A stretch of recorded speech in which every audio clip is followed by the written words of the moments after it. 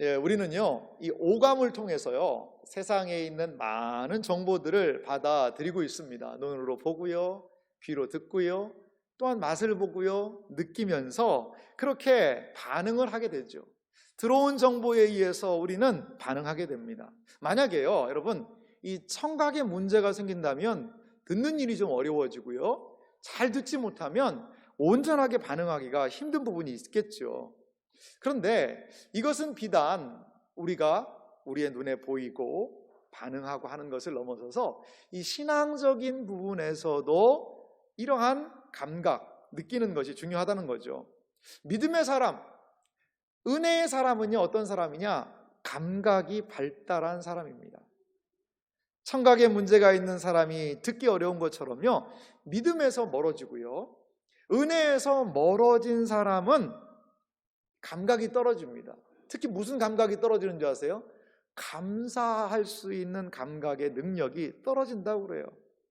예를 들어서요, 갑자기 이 감각의 능력이 떨어진, 감사의 감각의 능력이 떨어지게 되면 일상생활에 감사가 잘 안 되는 거예요. 그러니까 막 엄청난 일이 일어나야 그때 감각이 살짝 살아나는 거죠. 갑자기 생각지도 않았는데 돈이 1,000만 원이 생겼다. 그러면 그때 야, 감사하구나. 일상적인 감사, 그리고 범사의 감사, 그건 나아가기가 힘들어요. 뭔가 큰 일이 일어나야, 왜? 이 신앙의 감각이 무뎌졌기 때문이죠.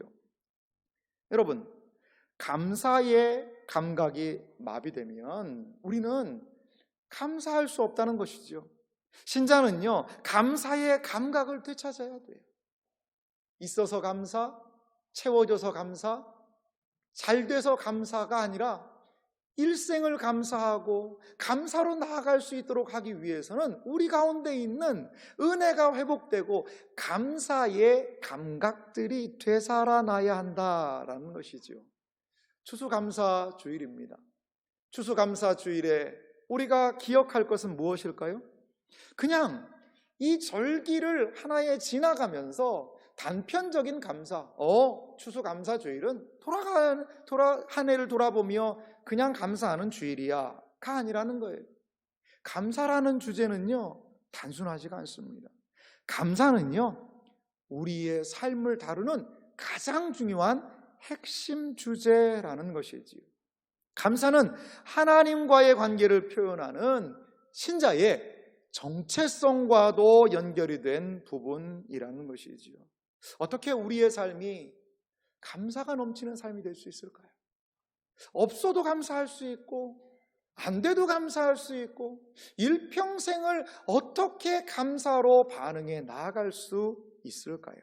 오늘 시편 118편에 나타난 감사가 무엇인지를 우리가 함께 살펴보기 원합니다.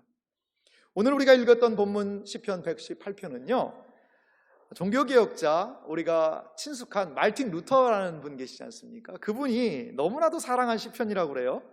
이 시편에 대해서요, 말틴 루터가요, 이러한 이야기를 했다고 합니다. 시편 118편은 내가 가장 사랑하는 시편이다. 나는 여러 번 이 시에 끌렸다. 그리고 이 시편은 나를 수많은 환난에서 건져내었다. 제왕과 왕들도, 지혜자와 모사와 성도들도 다 나를 도울 수 없었을 때 이 시편이 내게 큰 힘을 주었다. 이 시편 118편에 힘을 얻어서 종교개혁자 마르틴 루터는 종교개혁을 감당할 수 있었다는 것이지요. 오늘 이 시편 118편을 보면은요, 너무나도 아름다운 구절과 말씀들이 많은 것을 볼 수가 있습니다. 제가 5절과 6절 말씀을 한번 읽어보겠습니다. 시편 118편 5절과 6절입니다. 내가 고통 중에 여호와께 부르짖었더니 여호와께서 응답하시고 나를 넓은 곳에 세우셨도다. 여호와는 내 편이시라. 내가 두려워하지 아니하리니 사람이 내게 어찌할까? 시인에게 어려움이 있었어요. 시인에게 환난과 곤고와 위기가 있었지만 하나님이 내 편이시니 내가 사람들 두려워하지 않겠나이다. 말틴 루터는 이 시편의 말씀에 큰 용기와 담력을 얻었고 감사로 온전히 나아갈 수 있었다는 것이죠. 오늘 시편이 우리에게 안내하고 있는 감사는 과연 무엇인지를 본문을 중심으로 해서 우리가 살펴보겠습니다. 먼저 오늘 이 시편이 우리에게 안내하고 초대하고 있는 감사는 바로 예배로 나아가며 감사하라는 것입니다. 오늘 우리가 읽었던 본문 19절과 20절 말씀을 제가 다시 읽어보겠습니다. 내게 의의 문들을 열지어다. 내가 그리로 들어가서 여호와께 감사하리로다. 이는 여호와의 문이라. 의인들이 그리로 들어가리로다. 아멘. 여러분 19절 말씀을 다시 한번 보십시오. 거기에 한 문이 등장을 합니다. 무슨 문이죠? 의의 문이라는 것이 등장을 해요. 이 의의 문을 열면 내가 거기 들어가 가지고 하나님한테 감사하겠다라고 얘기합니다. 여러분 이 의의 문은 무슨 문일까요? 성경을요 계속 읽어야 돼요. 20절에 보면 이 의의 문을 이렇게 설명하고 있습니다. 이는 여호와의 문이라. 자, 의의 문은 바로 여호와의 문이라는 거예요. 의인들이 그리로 들어가서 하나님께 감사한다는 거죠. 자, 그래서요 여러분 이 의의 문이라는 것은 여호와의 문이고, 이 여호와의 문이라는 것은 다른 말로 하면 바로 성전의 문을 이야기합니다.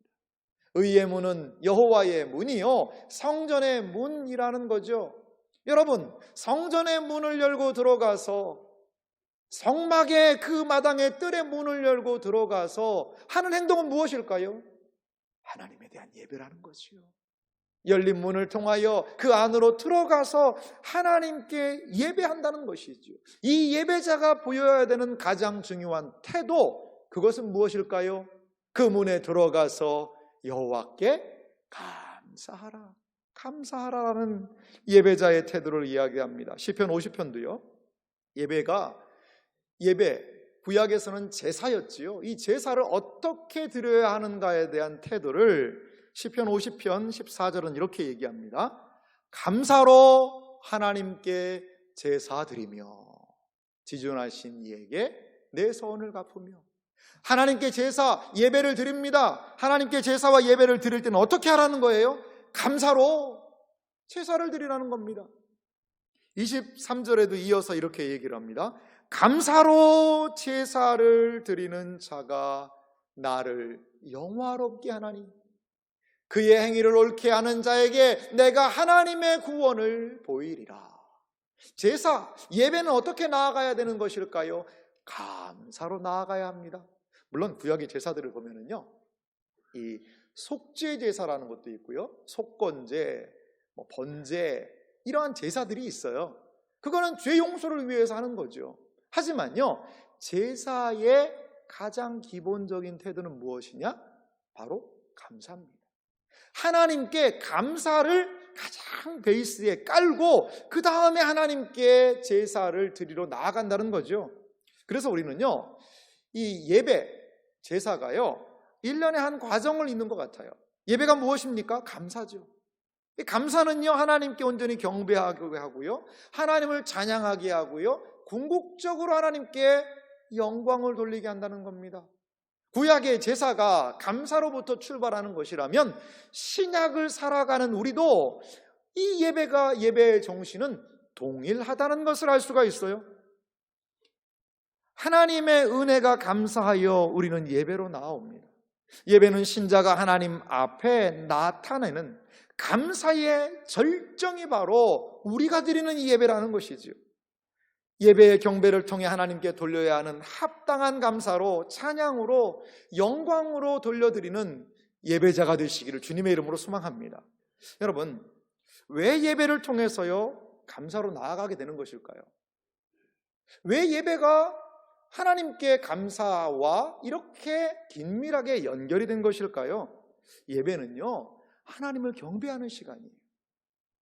이 예배를 통해서요 나 중심에서 하나님 중심으로 이 예배는요 바꾸는 시간입니다. 여러분, 우리의 시선을요 세상으로부터 하나님께로 온전히 옮겨놓는 시간, 그 시간이 바로 이 예배 시간이라는 거죠. 하나님을 하나님으로 인정하는 시간, 그것이 바로 우리의 예배 시간이라는 겁니다. 예배 시간은 하나님 안에서 우리의 삶의 의미를 발견하는 시간이 바로 이 예배의 시간이라는 것입니다. 예배 시간은 그러므로 하나님을 하나님으로 인정하며 주인으로 고백하는 시간이 바로 이 예배의 시간이라는 거죠. 그 고백의 중심에 감사가 있다는 거예요. 사랑하는 성도 여러분, 예배를 통하여 하나님께 감사하는 삶이 이어지시기를 간절히 소망합니다. 예배는 내 중심이 더 강화되는 시간이 아니라 내 중심적인 삶을 내려놓고 하나님 중심으로 우리의 삶이, 우리의 시선이, 우리의 생각과 태도가 옮겨지는 시간임을 여러분 믿으시기 바랍니다. 코로나19가요, 우리에게 가져온 게 있어요. 그것은요, 이전에는 듣지 못한 그런 예배들에 대한 용어들이죠. 온라인 예배, 우리가 상상할 수도 없던 예배를 너무나도 자연스럽게 우리는 지나간 1년간 받아들였습니다. 현장 예배, 아니 예배면 예배지 현장 예배는 무슨 뜻일까요? 대면 예배, 아니 예배는 원래 대면 아니었나요? 너무나도 색다른 용어들이 예배에 지금 들어와 있는 우리 상황을 보고 있습니다. 코로나19를 지나면서 가장 그리운 게 여러분 예배 아니었나요? 함께 드리는 예배가 얼마나 복됐는지, 함께 그 자리에서 찬양할 수 있다는 게 얼마나 감사했는지 제가 지금도 기억합니다. 지난 부활주일 전에 코로나가 극심해서 교회가 온라인으로 예배를 전환한 적이 있었어요. 그래서 이제 오셔서 예배 드려도 됩니다 하고 현장에서 예배 드리는데 다들 찬양하시는데 그냥 눈물을 뚝뚝뚝 흘리시더라고요. 예전엔 미처 몰랐네, 이 예배의 소중함을. 여러분, 예배할 수 있을 때에 예배 드리시기 바랍니다. 하나님께 경배할 수 있을 때에 경배하시기 바랍니다.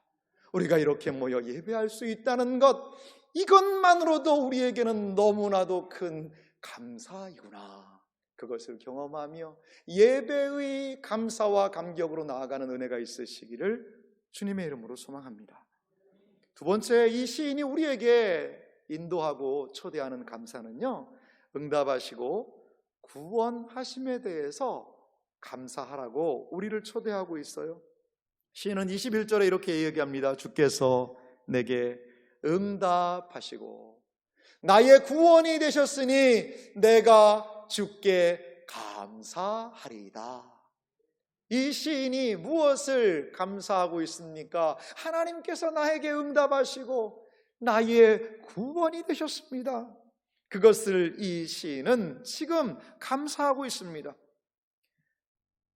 우리가 하나님을 찬양하고 의지할 수 있는 이유는 하나님이 우리의 구원자가 되심임을 믿으시기 바랍니다. 허물과 죄에 빠져서 영영 하나님으로부터 분리되어 죽어있던 이 존재를 하나님께서 살려주셨습니다. 구원하셨습니다. 그리고 이 땅에 얼마나 많은 위험들이 있습니까? 얼마나 많은 시련들이 있습니까? 얼마나 많은 위기들이 있습니까? 그 모든 상황에서 하나님은 나를 건져내신 분이심을 믿으시기 바라요.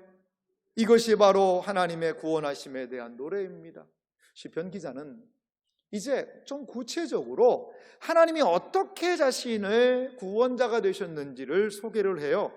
22절 말씀을 한번 볼까요? 22절을 보면요, 건축자가 버린 돌이 집 모퉁이에 머릿돌이 되었나니, 이렇게 이야기를 합니다. 시인은요, 하나님의 구원을 감사합니다 라고 이야기하면서 돌 얘기를 해요. 건축자가, 이 집을 짓는 사람이요, 이 돌은 야 이거 별로 쓸모가 없다, 그리고서는 제껴놓은 거예요. 필요가 없다는 거예요. 그랬는데요, 그렇게 버려놨던 돌이 무슨 돌이 됐다는 거예요? 모퉁이의 머릿돌이 되었다는 거죠. 이 머릿돌, 우리 교회에도 예배당을 지을 때 머릿돌을 새겨놓죠. 이 머릿돌, 그거는 좀 상징적인 의미가 있는 것 같아요. 몇 년도에 이 예배당을 지었습니다 라는 상징성이 있는데요, 이 건축에 있어서 이 머릿돌은요 정말 중요합니다. 제가 그래서 이 머릿돌 이미지를 하나 준비해 봤는데요. 이게 바로 머릿돌이라고 그래요. 여러분, 머릿돌이 어딘지 한번 찾아보시기 바랍니다. 모퉁이의 머릿돌이라고 그러죠. 바로 저 지점입니다. 여러분, 건물을 짓게 되면요, 옆면부터 쌓지를 않아요. 가장 기준점이 있는 곳, 거기에서부터 모퉁이 코너에서부터 줄을 띄고 거기서부터 건축을 시작해서 기초를 올린다는 거죠. 그렇습니다. 저것이 바로 머릿돌입니다. 가장 중요한 돌입니다. 기초돌입니다. 주춧돌입니다. 가장 건축에 있어서 시작 부분이요, 중요한 부분이라는 거죠. 건축자가 버린 돌, 쓸모없다고 버린 돌, 이것은요, 이 시편의 시인의 시련일 수 있어요. 인정해주지 않는 거예요. 인정해주지 않고 무시하고 쓸모없이 여기는, 하찮게 여기는 그러한 사람들의 질시 속에서 하나님은 이 시인에게 찾아오셨고, 사람들은 다 필요 없고 버렸다라고 이야기하지만 하나님께서는 그 인생을 가장 중요한 머릿돌로 세워주셨다라는 것입니다. 이것이 바로 구원의 은혜입니다. 그런데요, 이 놀라운 구원의 역사는 바로 예수님에게서 확인이 됩니다. 예수님은 건축자의 버린 돌과 같이 그렇게 버림을 받으셨지만 하나님께서는 이 예수님을 집의 모퉁이의 머릿돌이 되게 하셨다는 거예요. 사도행전 4장 11절 말씀 보니까요, 예수님에 대해 이렇게 소개하고 있습니다. 이 예수는 너희 건축자들의 버린 돌로서 집 모퉁이의 머릿돌이 되었느니라. 아멘. 여러분, 예수님은요, 구원이 무엇인지를 우리에게 보여주세요. 건축자들의 버린 돌, 하지만 집 모퉁이의 머릿돌이 되게 하셨다. 예수님을 보면 구원이 보입니다. 예수님 십자가에 달려 돌아가시는 모습, 아버지 어찌하여 나를 버리셨습니까? 많은 사람들이 조롱하고 질시하여 버린 돌처럼 보였지요. 하지만 하나님께서는 그 예수님을 살리셔서 교회의 초석이 되게 하셨고 우리의 구원의 영원한 반석으로 삼아주신 줄 믿습니다. 이것이 바로 구원이라는 것입니다. 하나님께서 우리의 인생에도 동일하게 역사하시는 줄 믿습니다. 허물과 죄로 죽어있고 하나님도 알지 못하고 그냥 내 마음과 내 뜻대로 자행자재하며 살아가던 우리의 인생을 하나님이 불러주셔서 의미 있게 하시고 은혜를 베풀어 주시고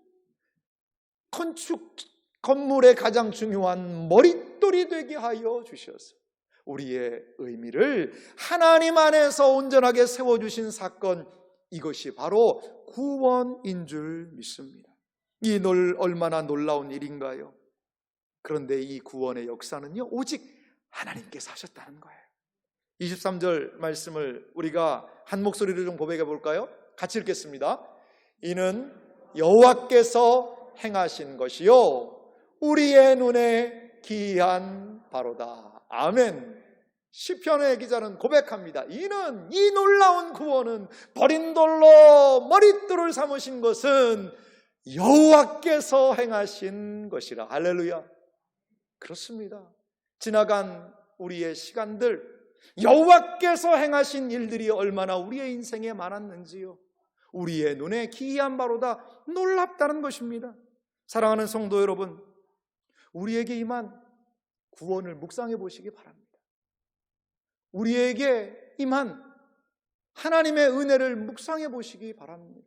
허물과 죄로 죽어 있었던 우리들이었지만 하나님께서 살려주셔서 하나님의 자녀로 삼아주시고 천국 백성 삼아주셨다는 것, 이 땅을 살아갈 때 그 하나님을 기억하며 감사하며 반응하며 살 수 있다는 것, 이것이 얼마나 큰 은혜인 줄 모르겠습니다. 우리는요, 이 하나님의 놀라운 은혜와 일하심에 대하여 감사함으로 나아가야 될 줄 믿습니다. 우리의 구원은 하나님의 놀라운 일이요 하나님께서 행하신 위대한 큰 일이라는 것을 기억하시기 바랍니다. 찬송가 251장, 우리 가끔 부르는 찬양인데요, 이 찬양의 가사가 너무나 아름다워요. 놀랍다 주님의 큰 은혜, 우리의 죄를 속하시리요 갈보리 십자가 위에서 어린 양 보혈을 흘렸네. 주의 은혜 우리의 죄를 다시 섰네. 주의 은혜 우리의 죄를 다시 섰네. 할렐루야. 그렇습니다. 이 놀라운 구원의 은혜에 감사로 나아가는 그러한 복된 생애와 삶이 되시기를 주님의 이름으로 축원합니다. 마지막으로 이 시편 기자가 우리로 안내하고 있는 감사의 모습이 있습니다. 그것은 바로 하나님이 나의 하나님이 되신다는 거예요. 28절 말씀은 이렇게 고백합니다. 주는 나의 하나님이시라.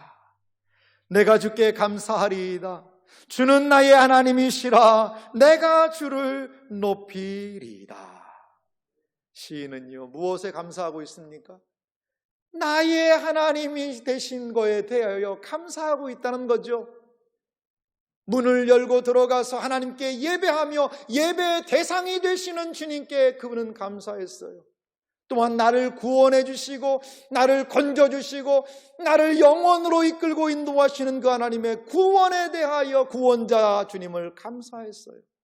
그런데 이 시인은 하나의 놀랍고 위대한 감사를 하는데 그 놀라운 창조주요 구원자요 은혜를 베푸시는 그 하나님께서 어떤 하나님이라는 거예요? 나의 하나님이 된다. 그것을 고백하고 있습니다. 많은 사람들은요, 영향력 있는 사람들하고 연관을 좀 맺기 위해 노력하는 것 같아요. 야, 그 사람하고 나하고 한번 밥 먹은 적 있어. 야, 그 사람하고 나하고 말이야 연결이 되어 있어. 나 알아, 그 사람. 이렇게 이야기하면서 무엇인가 능력 있는 사람과 자신을 계속 결부시키려고 그래요. 여러분, 축구선수, 우리나라 축구선수들이 많이 있지 않습니까? 저는 최고의 선수가 기성용이라는 선수라고 생각을 해요. 왠지 아세요? 저하고 그 선수하고 좀 알기 때문에 그렇습니다. 기성용 선수가 장가가기 전이에요. 결혼하기 전인데요. 꼭 A매치를 하러 오면 영국에서 건너와가지고요, 제가 섬기는 교회에서 꼭 일부 예배를 드렸어요. 그러면요, 제가 그 기성용 선수하고 꼭 악수를 했습니다, 여러분. 이 손이 그 선수하고 악수한 손이에요. 그러니까 축구 제일 잘하는 사람은 누굴까요? 기성용 선수죠. 그래요. 우리는 조금만 뭔가 아는 사람만 있어도 그 사람과 나를 엮으려고 노력을 많이 하고 있습니다. 그런데 오늘 시편 기자는요, 엄청나게 지금 엮고 있어요. 어떻게 해요? 하나님께서 나의 하나님이시다. 이 하나님이 나의 하나님 되신다. 하나님이 나의 하나님이라면 여러분 어떠실까요? 온 우주 만물을 창조하신 그 하나님, 통치하시는 그 하나님, 다스리시고 이 모든 우주 만물의 왕 중의 왕이 되시는 그 하나님이 나의 하나님이라면 여러분, 우리의 삶은 어떠한 삶일까요? 하나님께서 나의 하나님이 되신다면 무엇을 더 바랄 수 있겠습니까? 하나님께서 나의 하나님이 되신다면 우리의 모든 상황은 감사로 뒤바뀌게 될 줄 믿습니다. 그래서 29절은요 이렇게 고백합니다. 우리 한 목소리로 29절을 읽어보겠습니다. 여호와께 감사하라. 그는 선하시며 그의 인자하심이 영원함이로다. 할렐루야. 그렇습니다. 그 하나님이 나의 하나님 되시기 때문에 여호와께 감사하라라고 이 시인은 외치고 있다라는 것입니다. 하나님이 누구이신지를 알게 된다면 이에 대한 지극히 당연한 반응은 감사일 수밖에 없습니다. 단테 가브리엘 로세티라는 분이 계세요. 이 단테 가브리엘 로세티라는 사람은요 화가입니다. 시인이자 영국의 화가인데요, 그가 아주 의미심장한 말을 남겨놓았습니다. 그는 이렇게 이야기를 해요. 무신론자에게 최악의 순간은 진정으로 감사한 마음이 생길 때이다. 무신론자들이 너무나도 최악의 순간, 황당한 순간, 당황스러운 순간은 감사한 마음이 내 속에서 생길 때라는 거예요. 왜냐하면 그는 감사할 대상이 없기 때문이다. 이게 무신론자들의 최악의 순간이라는 거예요. 감사하는 마음은 들어요. 그런데 감사를 표현할 대상이 없다는 거예요. 감사를 표현할 하나님이 계시다는 것, 그것이 은혜인 줄 믿으시기 바랍니다. 내가 찬송하고 내가 의지하고 내가 신뢰할 그 대상이 있다는 것은 인생에 너무나도 큰 은혜이자 행복이라는 것을 믿으시기 바랍니다. 내가 돌아갈 본향이 있고 나를 받아줄 하늘의 아버지가 계시다는 것, 이것보다도 우리의 인생에 큰 가치와 의미는 어디 있을까요? 여러분, 감사가 당연히 나올 것 같아요. 감사는 당연히 할 수 있는 것 아닐까라고 생각하지만 결코 그렇지 않습니다. 감사는요, 본성적이지 않아요. 그래서 바울은요, 로마서에서 이렇게 이 시대의 사람들에 대해서 말합니다. 로마서 1장 21절인데요. 하나님을 알되 하나님을 영화롭게도 아니하며 감사하지도 아니하고 오히려 그 생각이 허망하여지며 미련한 마음이 어두워졌나니. 보십시오. 이 세상 사람들은 하나님에 대한 감각이 있어요. 하나님 계시다는 것들을 알고 있어요. 하지만 하나님을요, 뭐 하는 거죠? 인정하기를 거부하는 겁니다. 하나님을 영화롭게 아니합니다. 그리고 또 하나님을 인정하지 않을 때 감사할 수 없다라는 것입니다. 고의적인 반항입니다. 하나님의 존재를 부정하는 세상에는 당연히 감사가 없습니다. 다시 말씀드립니다. 하나님의 존재를 부정하는 세상에는 그 하나님에 대한 감사가 없다라는 것이지요. 하나님을 부정하는 그 자리에는 인간이, 내가 스스로 주인이 되어 앉아있게 됩니다. 사랑하는 성도 여러분, 감사가 무엇일까요? 감사는요, 자아 중심에서 하나님 중심으로 옮겨가는 것, 그것이 바로 감사입니다. 감사는 인간이 하나님께 보여야 되는 가장 중요한 태도입니다. 감사는 단순히 생활 습관 정도가 아니라는 거예요. 감사는 하나님과 내가 어떠한 관계에 놓여 있는지를 우리에게 보여줍니다. 감사는요, 하나님과 직결되는 하나님과의 관계에 의한 문제라는 것이지요. 관계가 깨지면요, 불평, 원망이 나옵니다. 하나님을 인정하지 않는 순간 삶은 불만족으로 가득 차게 됩니다. 감사는 나 중심적인 사고에서 하나님 중심적인 삶으로 옮기는 우리의 삶의 방향 전환을 통하여 이루어질 수 있다라는 것입니다. 사랑하는 성도 여러분, 하나님 한 분만으로 감사할 수 있는 여러분들이 되시기를 간절히 소망합니다. 우리는요, 감사의 감각을 회복해야 합니다. 어떻게, 목사님, 나는 이것도 없고 이 상황도 어렵고 이 문제도 해결이 안 됐고 이렇게 어려운데 저는 감사할 수 없어요 라고 혹여라도 생각하는 분이 계십니까? 그래도 감사, 더욱 감사, 본질적 감사로 나아갈 수 있는 것은요, 내 안에 없어요. 오직 하나님 안에, 하나님과의 관계 안에 상황과 형편과 처지를 넘어가는 본질적인 감사가 있다는 것을 기억하시기 바랍니다. 하나님을 예배하며 감사하고 우리에게 허락하신 구원의 은혜를 감사하며 나의 하나님 되심을 감사하는 나 중심적인 감사에서 하나님 중심적인 감사로 나아가는 은혜가 우리에게 있기를 간절히 소망합니다. 시편 136편에 보면 하나님에 대한 너무나도 아름다운 감사들을 이렇게 고백하고 있어요. 23절부터 제가 읽겠습니다. 우리를 비천한 가운데서도 기억해 주신 이에게 감사하라. 그 인자하심이 영원함이로다. 우리를 우리의 대적에게서 건지신 이에게 감사하라. 그 인자하심이 영원함이로다. 모든 육체에게 먹을 것을 주신 이에게 감사하라. 그 인자하심이 영원함이로다. 26절의 고백은 우리 같이 한번 해볼까요? 같이 읽겠습니다. 하늘의 하나님께 감사하라. 그 인자하심이 영원함이로다. 할렐루야. 우리의 일생이 주님 한 분만으로 만족하는 감사, 하나님을 기억하며 감사로 나아가는 일생, 본질적 감사로 나아가는 복된 은혜가 있으시기를 주님의 이름으로 축원합니다. 같이 기도하겠습니다.